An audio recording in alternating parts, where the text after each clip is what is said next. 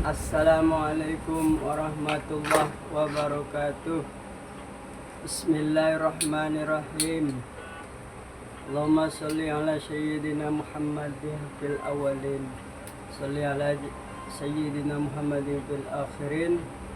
Wa ista'azana rabbukum la in syakartum wa la azidannakum wa la in kafartum inna azabi la syadid. Rabbi shrah li sadri wa yassir li amri wahlul 'uqdatam min lisani yafqahu qawli. Bismillahirrahmanirrahim. Wal asri innal insana lafi khusrin illa lilladzina amanu wa amilus solihati wa tawassaw bil haqq wa tawassaw bis sabr. Shadaqallahul azim. Saya hanya sekedar konfirmasi. Sebelumnya mohon maaf kalau saya memiliki kata-kata yang salah ataupun video saya kurang menyenangkan. Saya berharap video saya bisa disenangi banyak orang.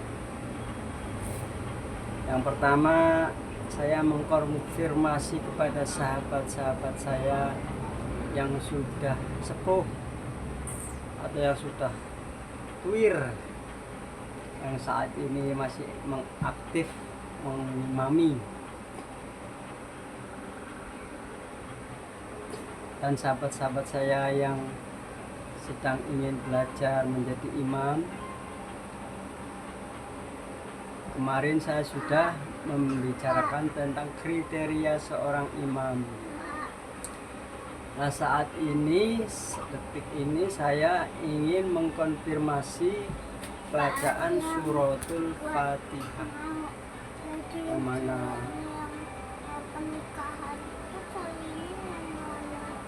bacaan suratul Fatihah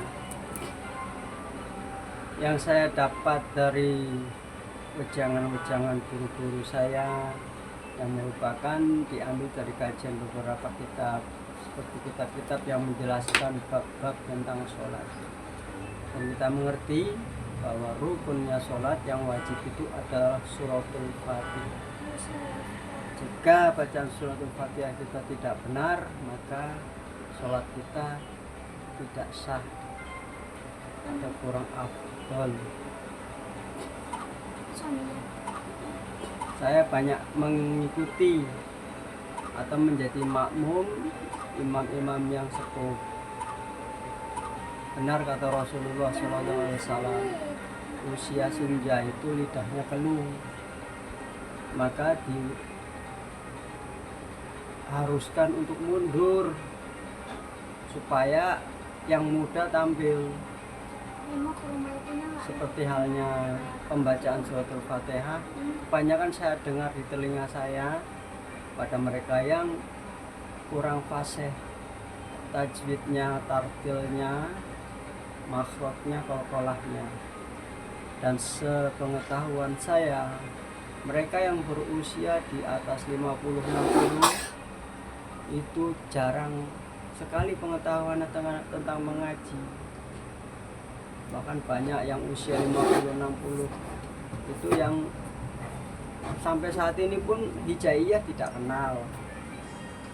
Bahkan tajwid pun tidak akan bisa, sebab mereka hanya membaca Latinnya saja. Baiklah, sekarang saya akan menjabarkan pembacaan tajwid, tartil, qalqalah, makhraj Al-Fatihah. Al-Fatihah yang saya dapat dari guru-guru saya dan beberapa kajian kitab, yaitu dari guru saya yang sudah almarhum Ustadz Badruzzaman bin Hasban. Al-Fatihah. A'udzubillahi minasyaitonirrajim. Bismillahirrahmanirrahim. Alhamdulillahirabbil alamin. Arrahmanirrahim. Maliki yaumiddin. Iyyaka na'budu wa iyyaka nasta'in. Ihdinas siratal mustaqim. Siratal ladzina an'amta 'alaihim ghairil maghdubi 'alaihim waladdallin. Bismillahirrahmanirrahim. Susan Al-Mukarram Al-Ustadz Abdul Hadi Al-Hazami. Aina makanu Al-Fatihah. A'udzubillahi minasyaitonirrajim. Bismillahirrahmanirrahim. Alhamdulillahi rabbil alamin. Arrahmanirrahim. Maliki yaumiddin. Iyyaka na'budu wa iyyaka nasta'in. Ihdinas siratal mustaqim. Siratal ladzina an'amta 'alaihim ghairil maghdubi 'alaihim waladdallin. Semoga beliau diterima di sisi Allah Subhanahu wa taala, ditempatkan di golongan ahli surganya Allah dan dijembarkan alam kuburnya di alam ruh, disenangi, ditenangkan, mewangi alam kuburnya, terang benderang alam kuburnya beliau, dan juga mendapatkan banyak kiriman jariah dari murid-murid beliau. Amin, amin. Yang pertama, saya mendapat amanat dari guru saya, yaitu suratul Fatihah dibaca 2 ayat 1 nafas, 3 ayat 1 nafas. Jadi dari Bismillahirrahmanirrahim, Alhamdulillahirabbil alamin, Arrahmanirrahim, itu tahan napas, keluarkan napas, tarik lagi napas, tahan lagi. Maliki yaumiddin, iyyaka na'budu wa iyyaka nasta'in, ihdinas siratal mustaqim, keluar napas, tahan napas. Siratal ladzina an'amta 'alaihim ghairil maghdubi 'alaihim waladdallin. Amin. Itulah kajian dari yang mana 2 nafas, 3 ayat 2 nafas, 3 ayat 1 nafas, 3 ayat 1 nafas. Dan perlu diketahui tajwid tartilnya, makhraj qalqalahnya. Bismillahirrahmanirrahim. Alham, haknya hak kecil. Lillahi rabbil alamin. Kebanyakan yang sudah pada tua itu bukan pakai huruf ain ya, tapi pakai huruf nga atau pakai alif ya. Rabbil alamin. Kebanyakan pakai alif, tidak pakai ain. Makanya di sini harus dikonfirmasi, harus memakai ain. Ar-Rahmanir-Rahim. Maliki. Nah, di sini hati-hati. Banyak yang menggaitkan huruf kaf maliki menjadi malik. Nah, disinilah ma-nya berapa harkat, li-nya berapa harkat. Jangan sampai ada tasjid ketemu dengan kaf. Kalau ketemu kaf jadinya malik, lalu ketemu dengan tanpa tasjid kan maliki, kan langsungnya maliki, kebanyakan maliki. Nah, dia ketemu kafnya dikaitkan, salahnya di situ, dia kafnya pakai tasjid. Mestinya ma-nya berapa harkat, li-nya berapa harkat, jangan dikaitkan dengan huruf kaf tasjid, jadi maliki. Nah, langsung saja maliki yaumid. Nah, mid ini kan tasjid benar, mid din.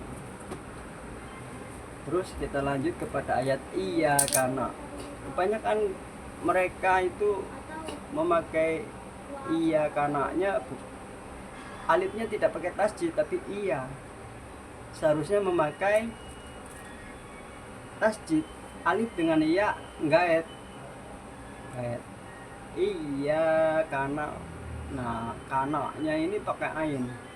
Wudu wa iya. Nah, alif iya-nya juga gaet lagi, ngayun dia. Jadi alif dan iya nyambung karena tasjid. Karena ta'in. Nah, ta'innya ini pakai ain, bukan pakai alif. Ta'in. Lanjut. Nah, disinilah yang sering banyak yang lalai. Kenapa? Mereka memakai haknya bukan hak besar tapi pakai hak kecil. Hak kecil itu keluar dari sampai hanya di tenggorokan dan di hidungnya, bukan di dada. Kalau hak besar keluarnya dari dada. Kebanyakan mereka memakai ih itu kan hak kecil. Tapi kalau ihnya di dada, haknya itu hak besar di dada, keluarkan ih di nas. Nah, nasnya ini pakai short, bukan pakai sin. Kebanyakan mereka memakai sin atau memakai sa, harus memakai short karena ih di nas. Nah, nasnya ini pakai short. Sirotol mustaqim, sirotol ladina. Nah, zinya agak panjang harakatnya, 3 atau 2 harakat. Ladina, an ini alif. Am itu pakai ain. Ta'a alaihim. Nah, alaihim pakai ain, bukan pakai alif atau pakai nga. Ghairil maghdubi alaihim, haknya hak besar. Waladdallin.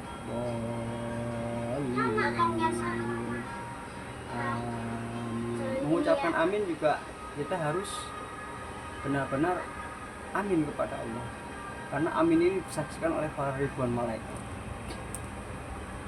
Itu ada dalam tafsir Al-Akbar. Sedangkan